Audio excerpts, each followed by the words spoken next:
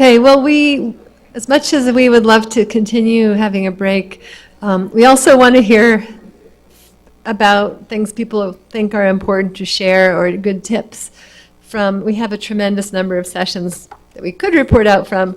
But there are some that I think maybe need to be actually talked about. So what I'd like to do is just sort of start with one in particular and then go with whoever wants to report out using the mics, please.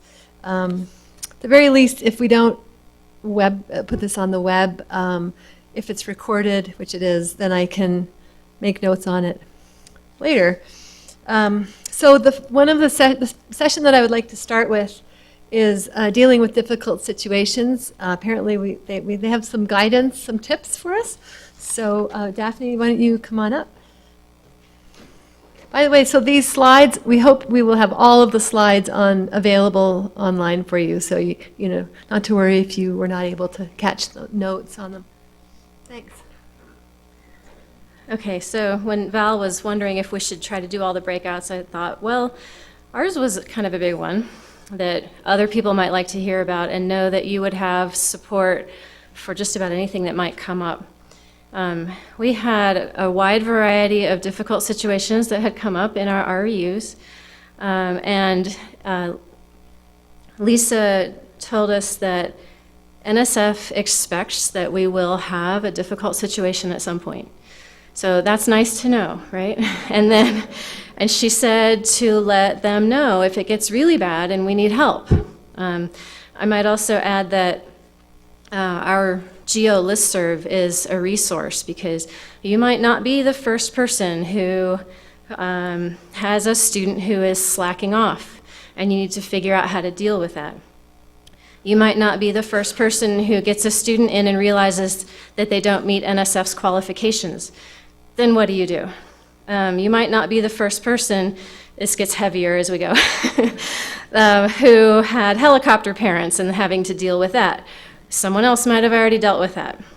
You might have a transgender student you didn't know was transgender until they come out in the first week. You might not have experienced where one of your participants has a brother or sister who commits suicide during the program. You may not have experienced someone among the staff was killed in a car accident during the program and it affected everyone, including the science staff. You may not have had religious persecution in your program. So we had a wide variety of things that came up that we talked about. But these things, even if we felt like we didn't handle them as well as we could have in retrospect, we know more now than we did before. So now I'll run through some of the things we talked about. You might have campus resources for dealing with loss that you didn't know about before. One person is really more in a federal situation, and the employee assistance program now includes interns. It didn't before, but she lobbied for that change. If you are housing in residences on your campus, you might be able to tap into the residence life staff. They have resources, and they're also familiar with community resources you might be able to tap into. In addition to your university resources, you might run into some traps where our students are not paying tuition, and so they are not students at our universities. That gets a little tricky, but again, if your university isn't responding well, there could be various ways around that. One was someone found out they could pay $80 per student for their students to have access to campus health services. She's going to budget that into her proposal next time with good reasons for why she'd like NSF to include that. Because all of these things, mental health and other health issues, the students in my program, for example, and I think it sounded like most were this way, we rely on them to bring insurance with them and then find access in our towns where they can use that insurance. The finding out about problems, sometimes we don't know until the program is over. And then you find out, and I didn't have the microphone, but whoever had found out about a situation at the end. So I had someone mentor more than one student before I knew that they were a terrible mentor, because nobody told me. So how do you find out? We had several things, ideas there. Someone has a grandmotherly person in their staff who is not an academic, and students seem to just really warm up to that person and tell her everything. A lot of us, someone else is doing what I do, where we have a graduate student assistant, and the students will often, they'll hear the murmurs, or they'll hear directly from the students sometimes things that the student doesn't tell you directly. Some people are doing surveys in weeks 2, 4, 6, periodically to try to catch some of these issues. Somebody's doing that survey anonymously so that students will say something. And then there's one person on their staff who knows whose survey is whose, and will ask the student with the problem, may I share this? And if the student says yes, then they'll come to the director PI and raise that so that PI can work with it. Another one talked about when you've got some indication of something going on, or in any other kind of meeting, watching for eye contact between students, because they may have talked to each other about a difficult situation, and when you see that, so how are things going, and you see two of them make eye contact with each other, then see if you can have one or two of them in a meeting where you just say, hey, how are things going, and see if they'll open up and talk to you. And I think that covers most of the ideas we had. Use our listserv. I would recommend that, and then don't be surprised if it happens to you, because it probably will at some point, one of these crazy things.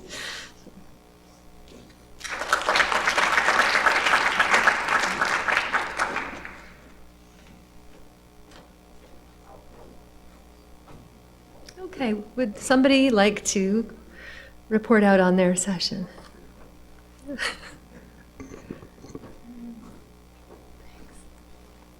All right, our group was based on, preparing to present either on-campus or virtual or poster session or a talk. And I think it's easy to get bogged down in the science and lose sight of how to effectively present the material. Can either too much data or too much information when maybe you're just trying to get some main points along. One of the things that we talked about was poster design guidance. Some institutions may have that in-house, and I obviously don't at my institution, so I was wondering, as far as does AGU or certain organizations have that available, certain just design features, so that you can send a student to that and say, hey, look at this, and follow along. These are some of the poster guidelines, or even maybe for PowerPoints too, because I've seen plenty of PowerPoints where there's way too much information or way too little, trying to find that happy balance and stuff. So, and such as avoiding certain flaws, certain fonts to avoid. We mentioned Comic Sans was one to avoid, so you don't think that you're still in grade school. Just spacing and alignment on a poster, it can overwhelm people. Of course, the text overload. One of the persons in the group kind of revealed how they do practice sessions with each student, even though it's very time consuming. If you're in that position to do that, break it down, whether it's introductions, abstracts, or the main body for talks. And a lot of the students, they're coming in blind. Can you provide those practice sessions? I was even thinking of a possibility of having a simulated prerequisite to the program where they get to see either an already existing data set or something like what CERC and Integrate have with modules, where there's enough data in a setting to where you can have students look at the problem, look at the data, and then on their own, how would they present it? Would they present it in a PowerPoint or a poster? How would they present it? And they try that on their own, but then after they do it on their own, then you show them, well, this is what a typical a poster or PowerPoint would look like using this data. So just giving them a chance to see the whole process as we go through. And so just kind of getting them primed for what is a poster, what is a talk going to look like, what is a PowerPoint going to look like, instead of just throwing them to the wolves at the meeting. One of the big challenges too was just limited funding for those students to attend. You know, they may be able to do the research, but did you account for supporting them, the cost to get them to the meetings and all that associated with it? So various REUs or groups had the money and others didn't. So incorporate that in. And so I think, one other thing too was dress code. Which meetings have a certain dress code or not? Who qualifies for shorts and flip-flops versus suit and tie? Or, you know, various factors like that. So don't leave it open-ended, you know, really focus on the non-science aspects so that everyone's kind of on the same page. Another thing too was to post resource links on one of the Google Docs. Maybe create a Google Docs page of just resource links, such as like, where is a web page design that we can link to that guides us, and so on and so forth. So that was one of the things we came up with, so we can all revert back to that as we discover we may need it. That's pretty much the main gist.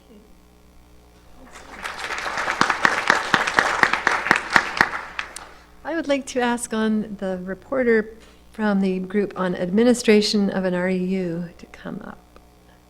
Thanks.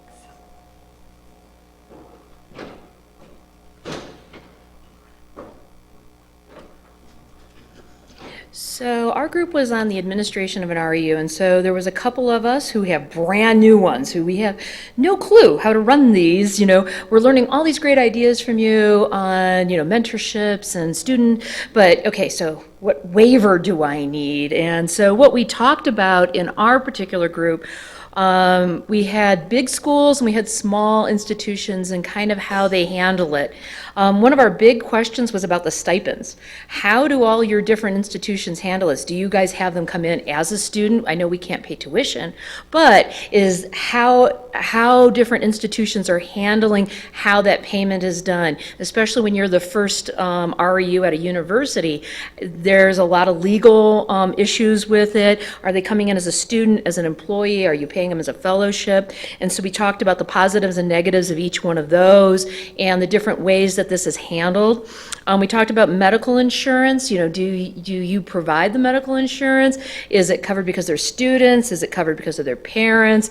Is it completely out of their realm? For us who are doing international, there are certain other insurances that we need. So we talked about how do you logistically do that. We talked about another issue, which is housing. Some of you all put them in private housing. Some of them are the residence halls.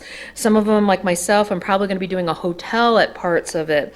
All the different logistics, and then when a price hits a certain price point, then all of a sudden you have to go into negotiations. And so we talked about the positives and negatives and kind of some of the issues associated with that. We talked about food allowances versus paying for their food at every meal. How do you handle that?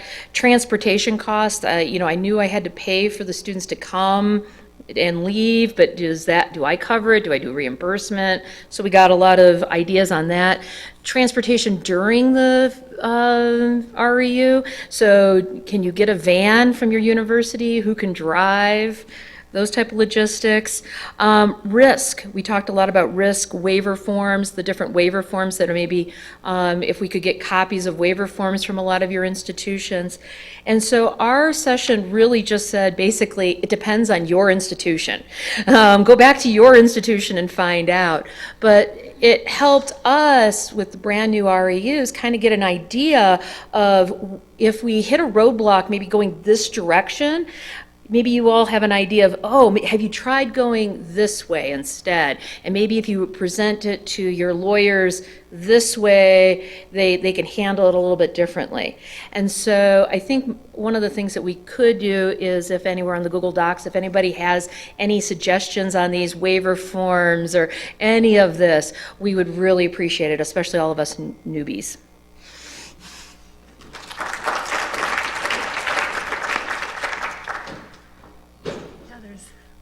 A lot to navigate.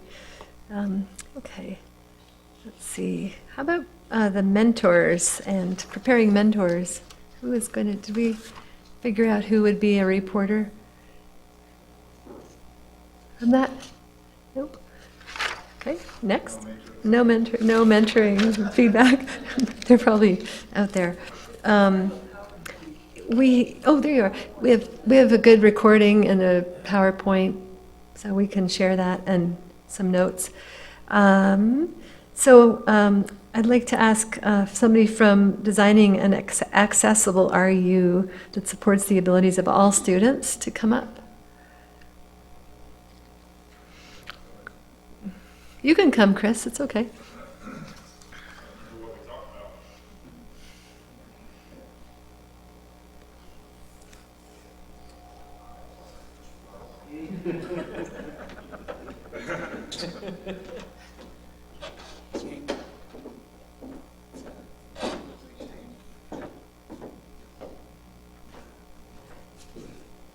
So I'm trying to remember what we talked about. Wasn't that like yesterday that we had that session?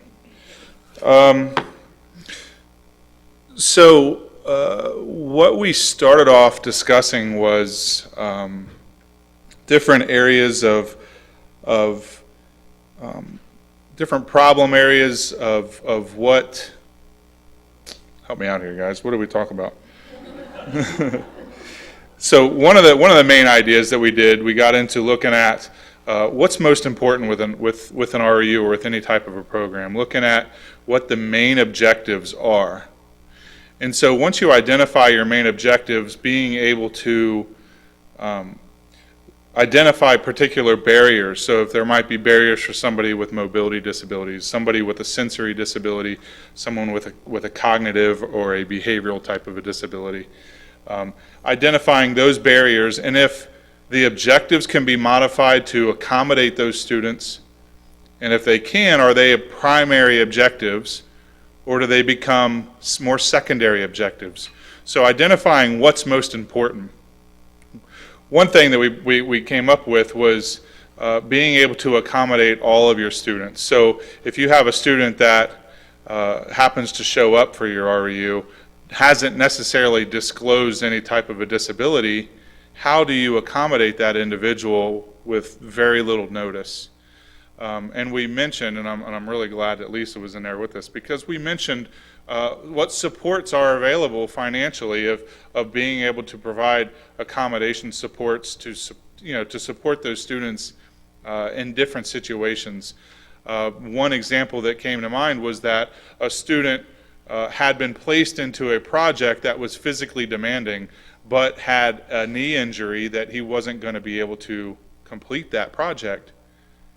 And unfortunately, that discussion didn't happen during the application process, and he had to be declined. Well, if there was more knowledge of the different resources and supports available to that student, he could have easily been paired with another individual where he was more of the director of the project, allowing someone else to be more of the grunt to carry the materials, to collect the data. That could have been overcome.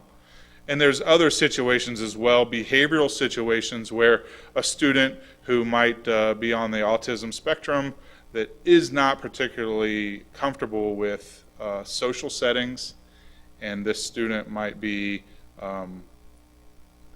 causing issue with the rest of the community. How do you support that? And so talking about ways of pulling the student aside to have conversations, realizing that it's not necessarily the student's fault because of those support, that skill set isn't there, but providing the supports of someone to work with that student to overcome those things. We also talked about open communication, making sure that the description of your REU is openly inviting and welcoming and clearly shows that that you have created an inclusive opportunity where all students are valued, all of their perspectives are valued, that it's respectful, so that students realize that it's not just an add-on. You know, we talked that there's so many times and times that I've reviewed NSF proposals and horror stories that I've heard about NSF proposals where they try to slide in that one sentence thinking that, okay, my project's going to be completely, the broadening participation piece is there because I've added this one sentence into a 15-page proposal. It's clearly obvious when you're trying to add something on to make it appear like you are inclusive versus completely designing your project to where people reading it say, yeah, this is clearly inclusive. So the promotion piece into the application process, into once you've accepted your students, then you really start to get to know who they are and what accommodation strategies they need. So from identifying the barriers to your objectives, your learning objectives, your project objectives, the skills the students need, to maintaining that open level of communication. I know those were two of the main pieces that we talked about, and the rest of the group is just going to remain silent and not help me out. So there you go.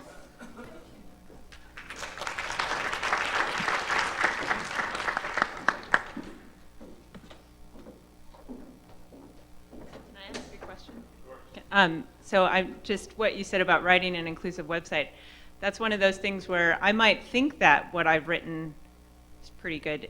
Is your organization, or are you someone, or is there anyone who likes to read those kinds of things and say, oh yeah, this is good, or oh, you should change this? And visual impairment issues, or, you know, what colors on what? Yeah, so to answer that, Ann, yeah, I'm more than willing to. There's several people that we could send those to. You have a lot of colleagues yourself that are members of the IAGD that could help with that. That's something, and thank you for saying that, because that's something else we talked about. The resources that the IAGD provides is available to everyone. And in fact, membership in the organization is completely free. You know, thanks for allowing me to do the plug. It's completely free. There's no dues. Just it's a quick sign up, and you get plugged into this community where ideas are shared, resources are shared all the time. And so you could always have somebody, you can post it to the listserv and say, this is what I'm trying to promote. Is this promoting accessibility?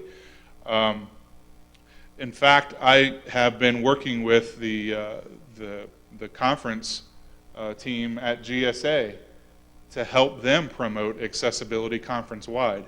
And they have a little ways to go, but if you notice their application process or their registration link, you'll start to see some accommodation that they're really reaching out and trying to support services for individuals. In fact, there are individuals that are coming to this GSA meeting that need hearing impairment accommodation, and they're providing those resources. So yeah, I'd be happy to. IAGD, it's right on the table. Okay, next I'd like to call on somebody from Creating an Inclusive REU and a Welcoming Workplace Climate.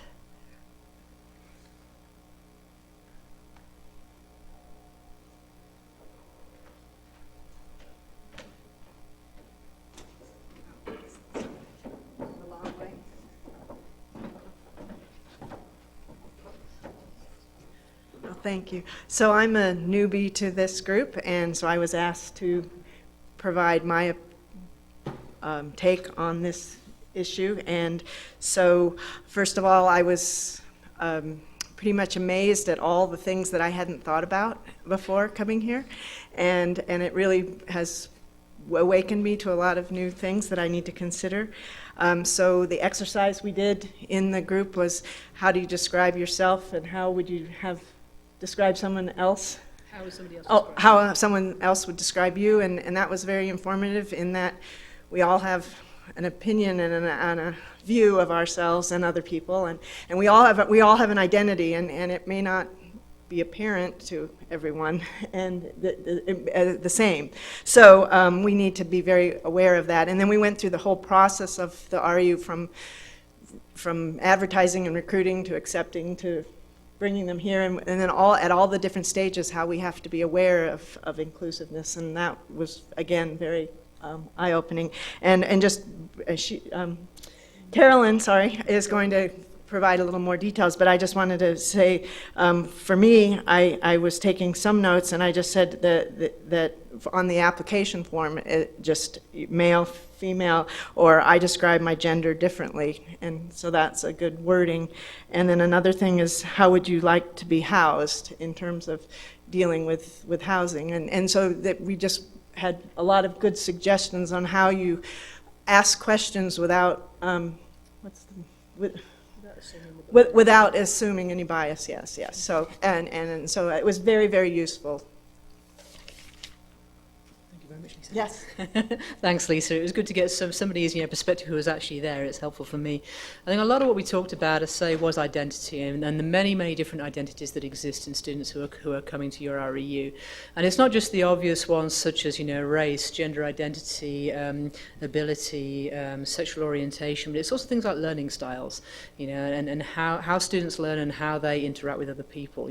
Are they extroverts? Are they introverts? Are they going to be okay playing, an icebreaker game, or are they going to want to hide in a corner? There's all these things to think about.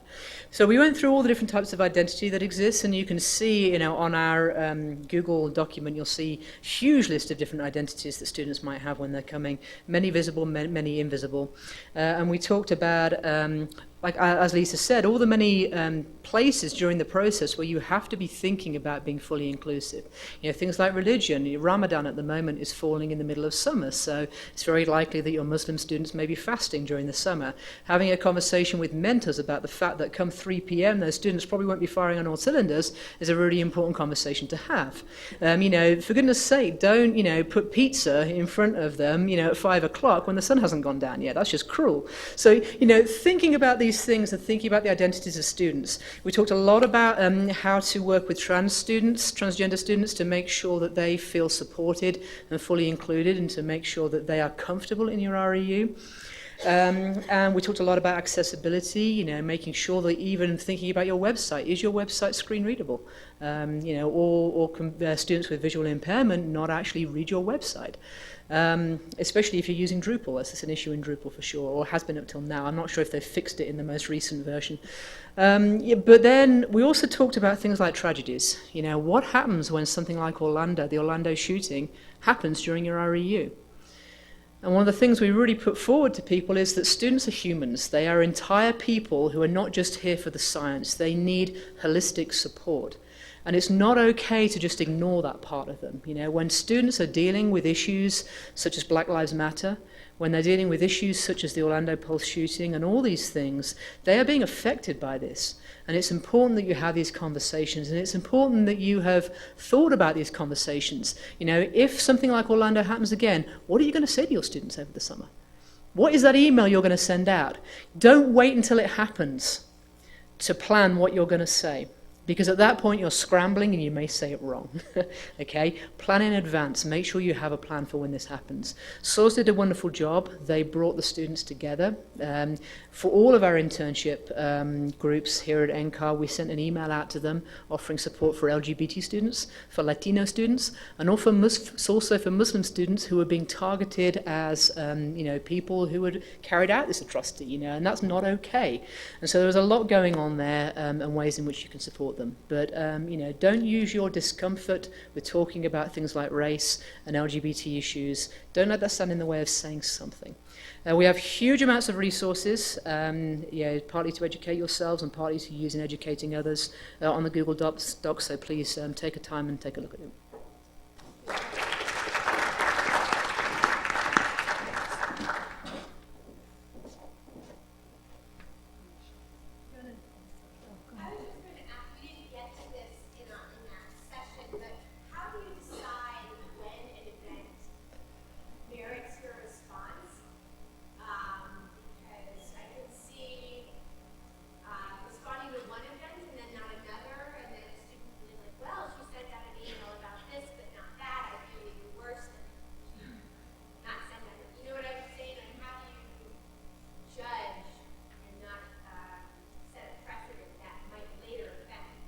Yeah, it's a good question. So, did everybody hear the question?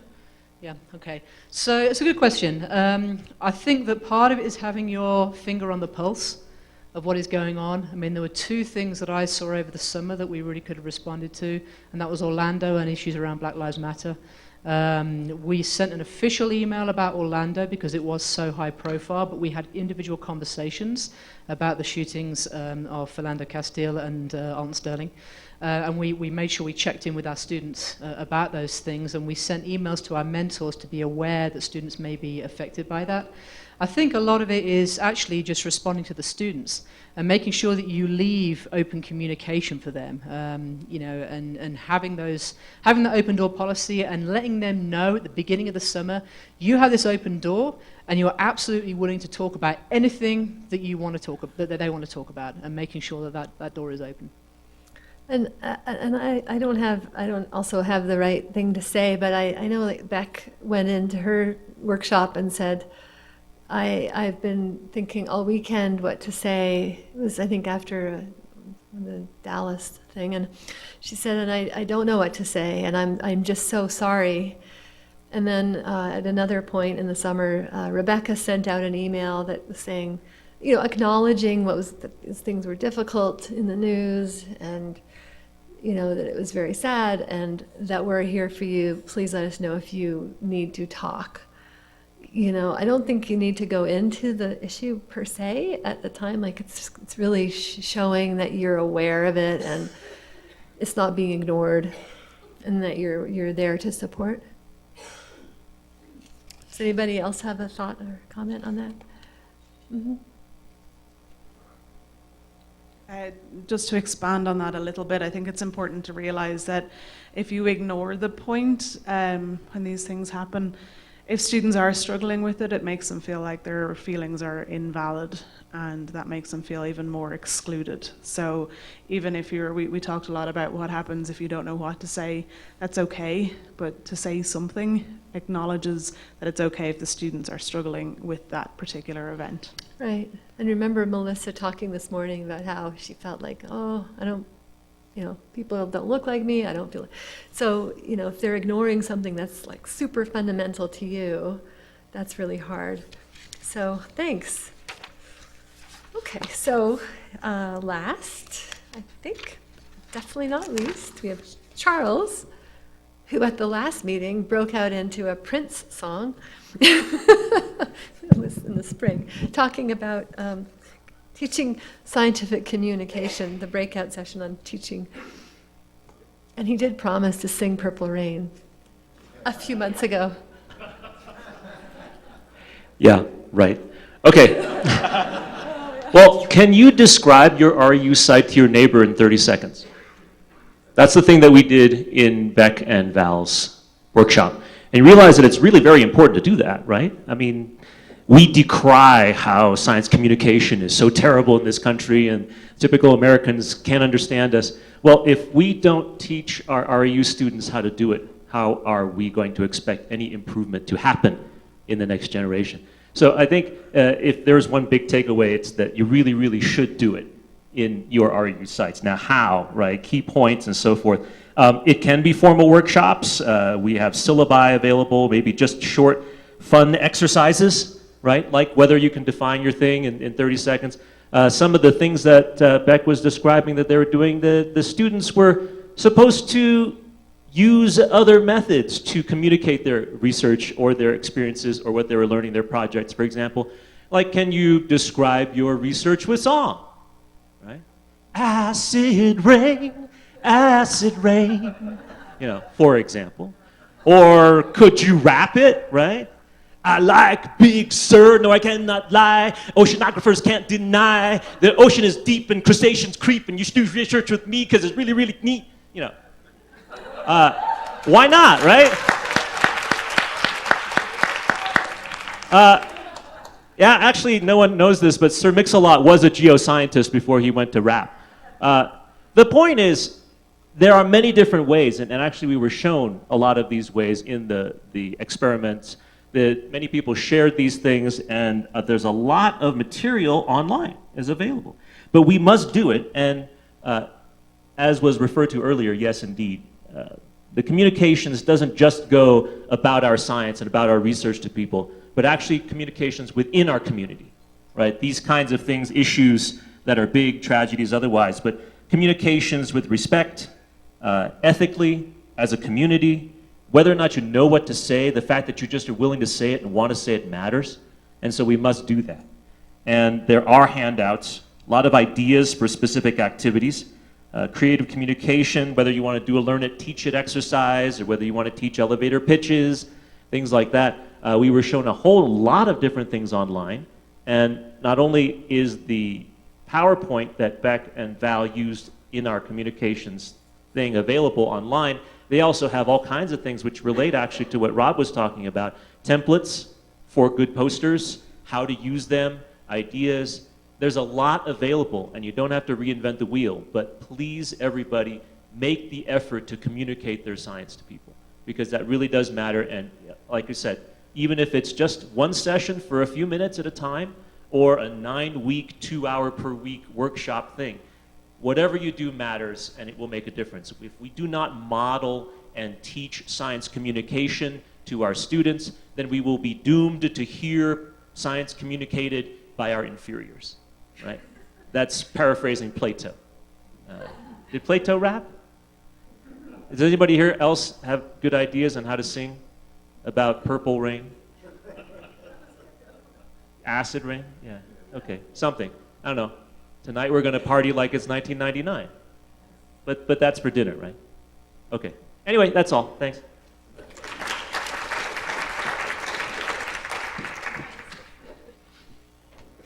Yes, she made me do it.